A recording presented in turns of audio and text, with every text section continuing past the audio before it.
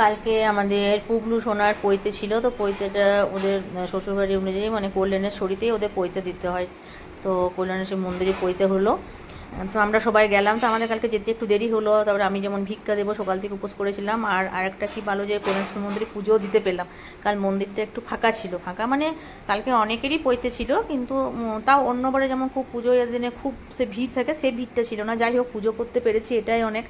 তো প্রথমে গিয়েই আমরা পুজো মানে করে পুজো দিলাম। তারপরে বাবুর মানে আমাদের পুগলু সোনার পৈতে শুরু হয়েছে, মানে পৈতেটা থেকে শুরু হয়েছে, মানে সব কিছু হবে। তারপরে তো আমরা ভিক্ষা দেবো প্রথমে। তো দেখো একে একে সবাই মানে ভিক্ষা দিচ্ছে, আমিও ভিক্ষা দিলাম। মানে সত্যি মানে ভাবিনি যে ভিক্ষা দিতে পারবো, বুঝলে। মানে শরীর খারাপ লাগে তো এতক্ষণ উপোস করে দেওয়া। তা বলো না যে ঠাকুরের একটা থাকে না, মানে এগুলো সব ঠাকুরই সব ঠিক করে রাখেন।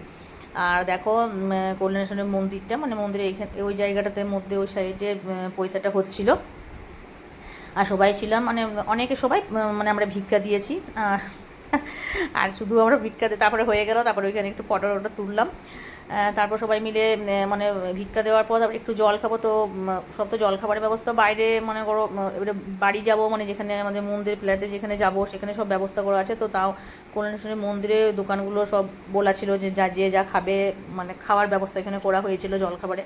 যে যা পারলো একটু পুজো দিয়ে মানে ইয়ে করা হলো, তোমার কী বলে পৈতাতে ভিক্ষা দেওয়া হলো, পৈতাটা হয়ে গেল, সবাই ভিক্ষা দিল, কল্যাণেশ্বরী মন্দিরে সবাই পুজো দিল। তারপরে আমরা এখানে একটু জল মানে একটু খেলাম, জল খাবারের মতন খাওয়া দাওয়া করে গাড়িতে করে আবার মানে একে একে সব গাড়িতে করে নিয়ে যাচ্ছে সবাই, অনেকজন আছে তো। তারপরে আমরা মানে বাড়ি ফিরে এলাম, মানে মুনের ফ্ল্যাটের এখানে। তারপরে এসে পরে খাওয়া দাওয়া করলাম, খাওয়া দাওয়া করে একটু রেস্ট নিয়ে কালকে আমরা মানে খেয়ে দিয়ে চলে এসেছি। একটু শরীরটা খারাপ লাগছিল, কেননা উপোস করেছিলাম, তো উপোস করে থাকলে দেবে একবারে খেতে পারা যায় না। তো সবাই মিলে আমরা ছিলাম, তারপরে বাড়ি চলে এলাম। কাল বইটাটা এইভাবে কেটেছে বাড়িটা।